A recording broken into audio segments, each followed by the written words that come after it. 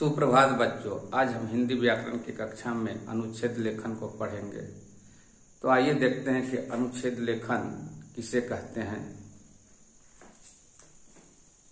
अनुच्छेद लेखन को ही लघु निबंध भी कहा जाता है। इसमें सीमित शब्दों का प्रयोग सुसंगठित एवं समग्र दृष्टिकोण से किया जाता है, अर्थात छोटे निबंध को हम लोग लघु निबंध कहते हैं, जिस कारण से इसमें सटीक शब्दों का प्रयोग किया जाता है।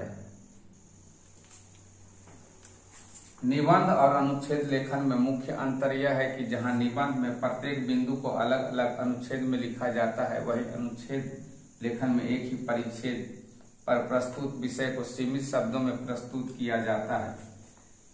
निबंध और अनुच्छेद लेखन में अंतर यह है कि जहां निबंध में बहुत सारे परिच्छेद होते हैं, वहीं छेद लेखन में एक ही परिच्छेद में सुसंगठित रूप से सीमित शब्दों का प्रयोग कर सटीक वाक्य लिखे जाते हैं और कम से कम शब्दों में अपनी बात को रखा जाता है, जबकि निबंध में बहुत सारे परिच्छेद होते हैं और एक लंबा चौड़ा आपको उस विषय के बारे में बताने का मौका मिल जाता है।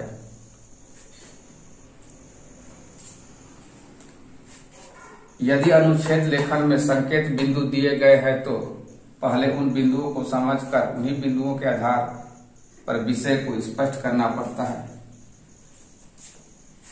अनुच्छेद लेखन में कभी कभी हम देखते हैं परीक्षा में कुछ मुख्य बिंदु दिए जाते हैं, उसी के आधार पर आपको अनुच्छेद लेखन करना होता है।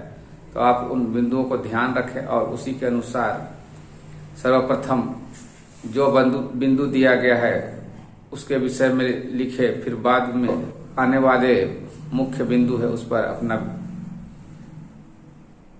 विषय प्रस्तुत करें। आइए आज हम किसी एक अनुच्छेद लेखन को पढ़कर किस तरह अनुच्छेद लेखन किया जाता है उसको जानने का प्रयास करते हैं। अनुच्छेद लेखन का विषय है ग्लोबल वार्मिंग। तो यहाँ पर कुछ प्रमुख संकेत बिंदु दिए गए हैं। ग्लोबल वार्मिंग का क्या है तथा कैसे होता है। दूसरा जो पॉइंट दिया गया है परिणाम, और तीसरा जो मुख्य बिंदु दिया गया है बचाव और उपसंहार। तो आइए देखते हैं। वैश्विक वातावरण यानी ग्लोबल वार्मिंग आज विश्व की सबसे बड़ी समस्या बन चुकी है।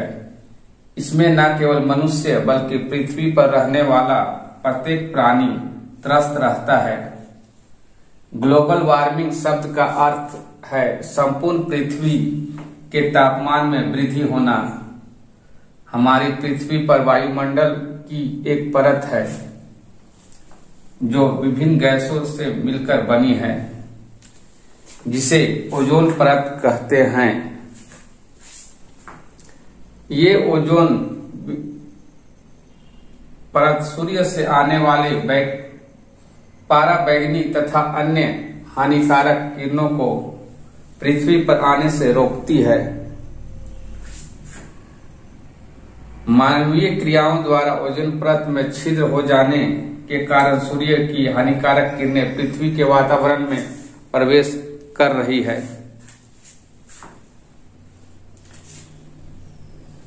यहाँ पर आपने देखा कि मुख्य बिंदु ग्लोबल वार्मिंग क्या है तथा ये कैसे होता है, इसके संबंध में सारी बातें बताई गई थी। अब हम उसके परिणाम के बारे में देखेंगे। परिणाम स्वरूप पृथ्वी के तापमान में लगातार वृद्धि हो रही है। ग्लोबल वार्मिंग के कारण कई समुद्री तथा पृथ्वी पर रहने वाले जीव जंतुओं की प्रजातियों के अस्तित्व पर खतरा छाया हुआ है। साथ ही मनुष्यों को भी स्वास्थ्य संबंधी समस्याओं का सामना करना पड़ रहा है। यदि समय रहते ग्लोबल वार्मिंग को रोकने का उपाय नहीं किया गया तो हमारी पृथ्वी जीने के योग्य नहीं रह जाएगी। ऊपर के जितने भी वाक्य थे उसमें आपको इसके दुष्परिणाम के बारे में बतलाया गया। अब हम तीसरे मुख्य बिंदु इसके रोकने के उपाय के बारे में जानेंगे।